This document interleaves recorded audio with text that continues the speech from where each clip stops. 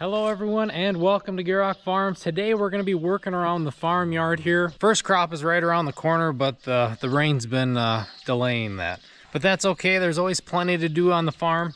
Today we got to give some attention to the calf barn here. We have a post to fix in there. It's actually been broke off for a couple months now and we got to get that fixed. We got to make that nice so we can swing our gates open. So to start off here, we got some manure to clean up and then we're going to get after that post. So hope you all enjoy the video.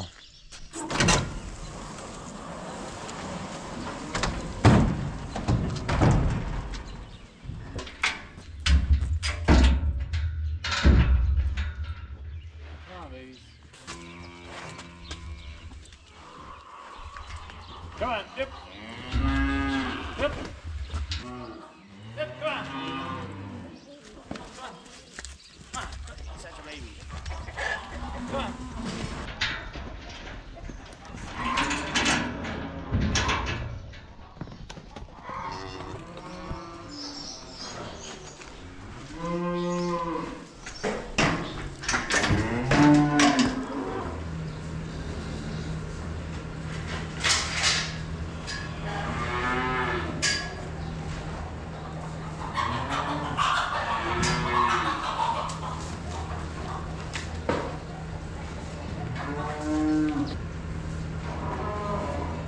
Update on those brown Swiss twins. This one's the bigger one and then the smaller one's over there, but they're back together now that they're on this side of the barn, thriving and growing fast. While I've been moving cattle around up front here, Dad's in the back of the barn by the maternity pen, cleaning up the concrete slab. Getting so muddy and messy, especially with all this rain, and we had a bunch of cows just come in, so he's getting that all cleaned up.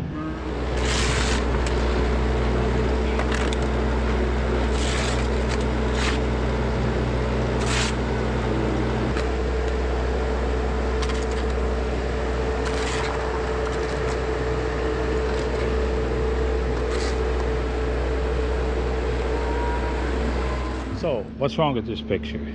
The old guy's got the shovel and the young guy's got the bobcat. Should be the other way around, right? Well, I don't mind the shovel. Sometimes that's easier than doing all the thinking. At least then when things don't go right, it's somebody else's fault because they're making the decisions. So it kind of works both ways.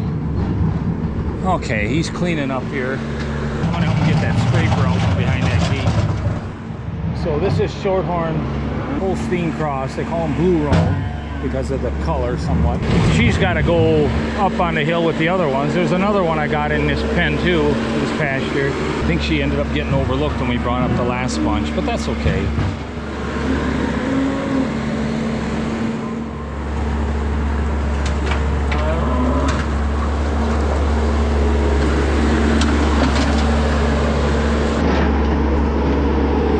Yeah, so this type of scraper, it doesn't work quite like I'd like it.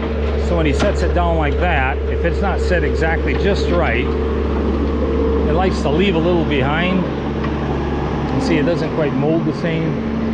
It works better when we tip it up and pull back. I think the concept's great. I thought of actually just maybe eventually getting one of those with the tire. You see the big grader tire, they use those. They might bend a little bit to the terrain, no matter which way you use them. So I think this is made out of stainless. The only thing that's steel is the mounting bracket. And then the front rubber scraper probably needs to get turned around. I mean, I've had this thing for probably almost 15 years already. It just happened to be what the company we deal with had. I think it's made by Berlin, I'm not sure. Or Vermeer, I don't know. It's got a tag on it, probably don't even matter. They probably got something completely different by now anyway. Typically what ends up happening is when a machine, whatever it is, evolves into the best version, eventually everybody starts going to the version that works the best, no matter what brand. It's a good day to do stuff like this. So we're thinking about making hay today. Cloudy. Yesterday rained all day, which was great. Be kind of cloudy yet and small chances of rain, which we're still late May yet. It's not late. As soon as the heat and humidity kicks in, the hay's going to mature so quickly it's not going to make the best dairy hay in the world. Now, we were mostly beef or dry cows or just feeding heifers. Might be better to wait, let it mature up more. 2 or 3 crops instead of 4 or 5. Get more yield, more fiber. Typically, you don't want to fatten those animals anyway, especially cows.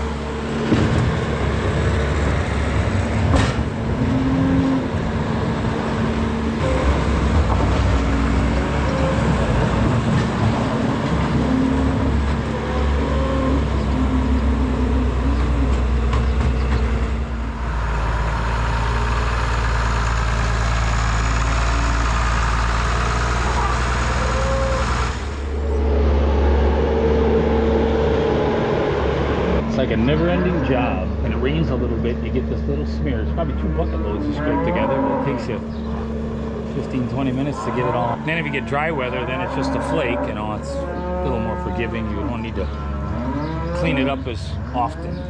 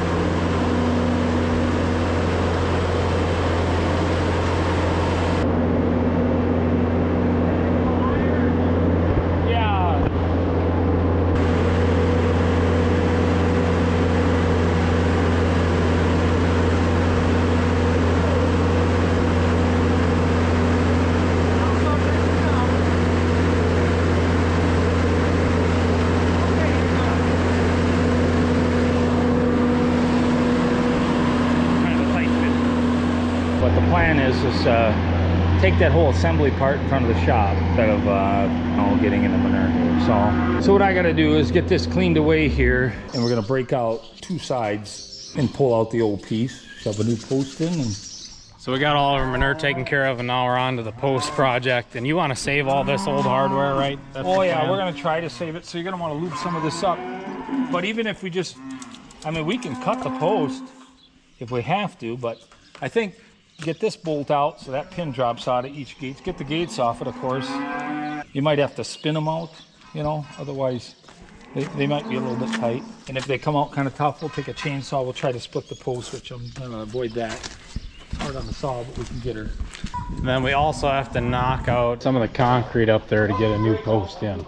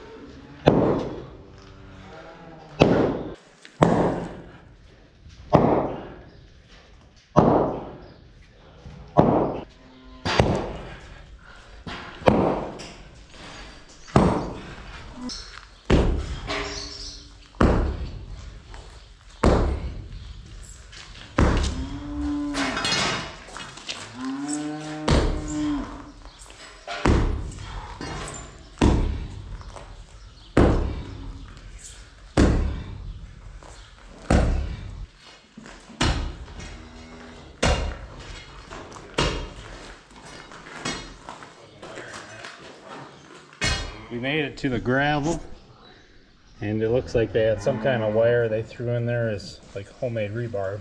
They are kind of fighting that now, but we're just about there.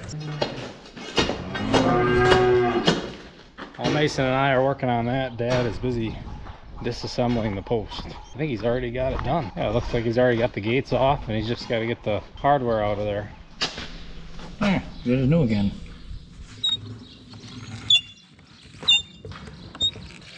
Just take some time. Because this has been all winter like this. Very irritating. Every time you want to open this gate, you're kind of like dragging the whole assembly. We kind of had it tied up there with baling twine and whatever, which works. It's just, before you know it, you got a dozen of them like that. And when you get these wet days and you got nothing big going on with crops, you just work on this stuff. Keep busy. It just makes farming nicer. And I don't mind doing this stuff. It don't cost anything.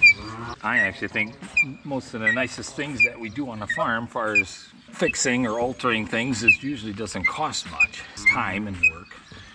These posts I put back, it was October of '93. Used railroad ties. Usually they're stamped on what year they were produced. I'm gonna guess someplace in the early '80s. That's a long time for a post to stay good, especially in some pen full of manure. And there's been cattle up against this every day since. Get over 30 years and it was put in used.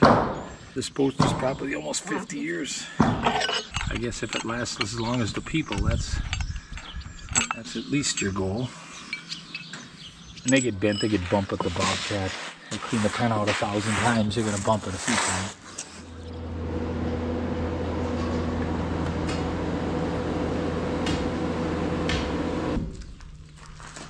It's really soft. I like the sound of this.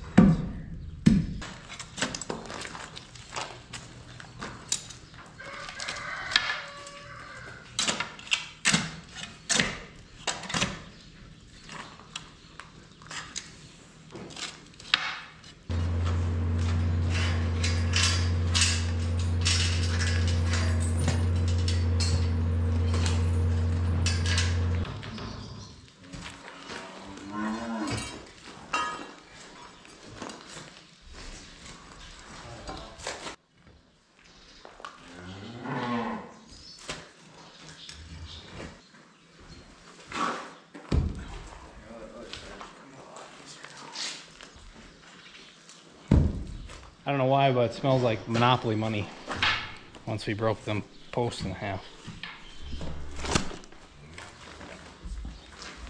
Get down on this side here too. I don't know if you can get a rod. Maybe I'll find some kind of rod you can shove down there. Get a little bit of that back in there.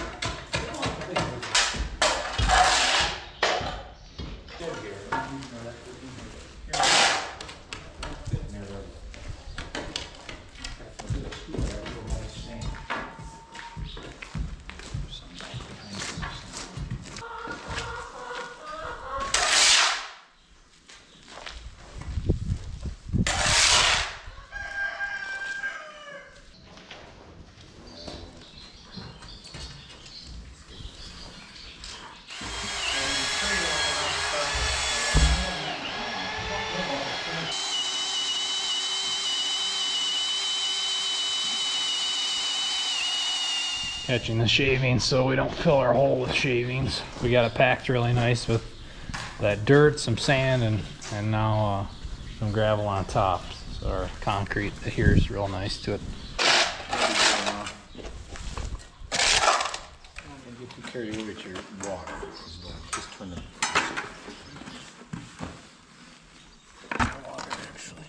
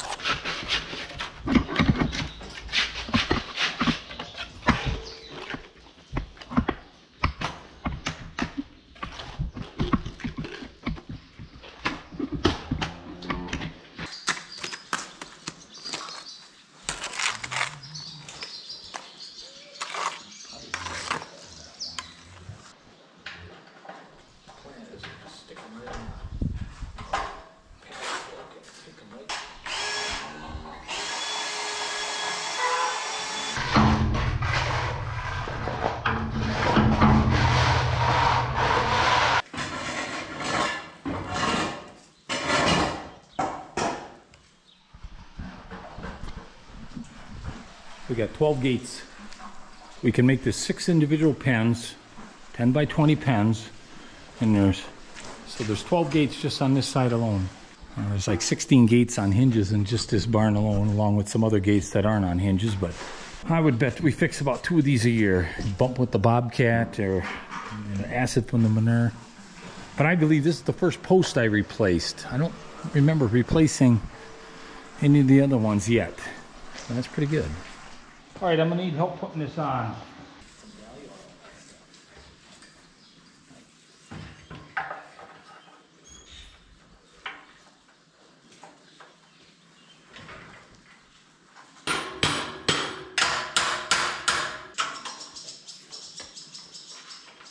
I mean, we must have like 400 of these over the years, but I bought gates back in the 80s. When I farmed with Dad, we kind of made a place for calves and feeder cattle kind of out by where we had our corn stalks. So every year I'd buy 3-4 gates, and these guys from Kentucky, the gate guys, they would show up, they'd make their loop. So they had everything on there from 4-footers up to 20-footers, and they had their price set, and then you could negotiate a little if you took more gates.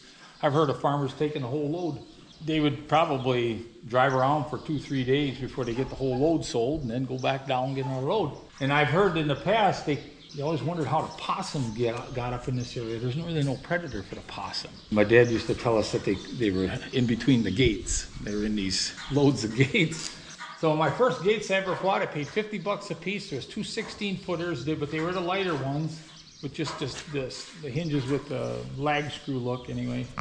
And I think that was back in '86. And I still got them both. One is out in the lower, below the white bunk down there, dividing our pastures there. The other one's up by the silo where it's already the point where the rungs are just rotted practically right off just from the weather, not even the manure. But then what happened, like a lot of them gates, some of these in here we replaced, the bottom rung rotted right off. Like here, you can see.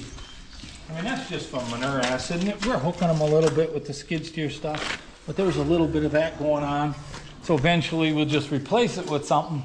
But then what we did when we built the bolt barn, we did that. I cut the bottom stuff all off, and we bolted them to the posts, and we have a concrete curb underneath them. So we're still able, I mean, don't matter what it looks like back there so much, but it's all fairly straight. So we straightened up what we could and kept getting value out of them. Maybe 3-4 gates out of 30, well, that's almost 40 years that got completely had to go to the scrap. There was just nothing left. They were just so mangled. But so when you get those lighter gates, that's just it. They're not, once they get driven over or whatever the case, you're done. There's nothing left to fix. Yep. Things don't last forever. Okay, we finished the main project. Now we're gonna work on that gate hanger over there, since we're in here with all our tools and everything anyways.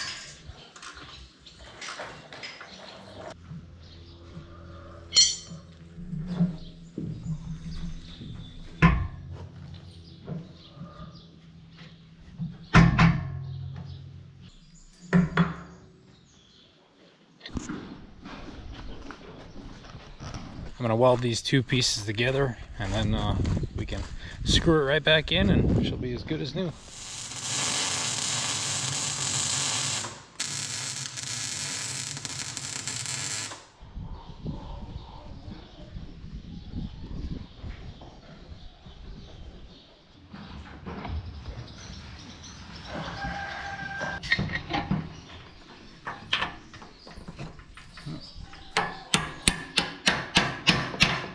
Come down.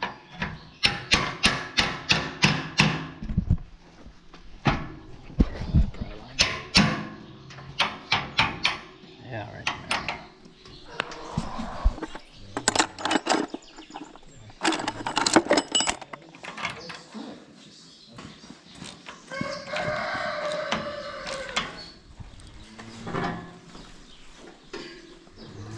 How does it go over there now?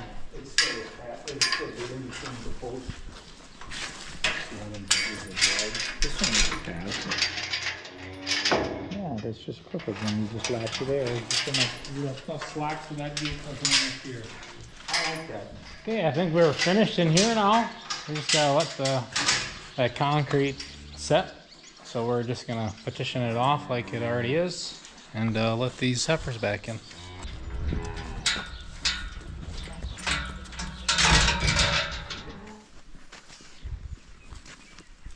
Come on, girls. Come on. Come on. Come on. Let's go.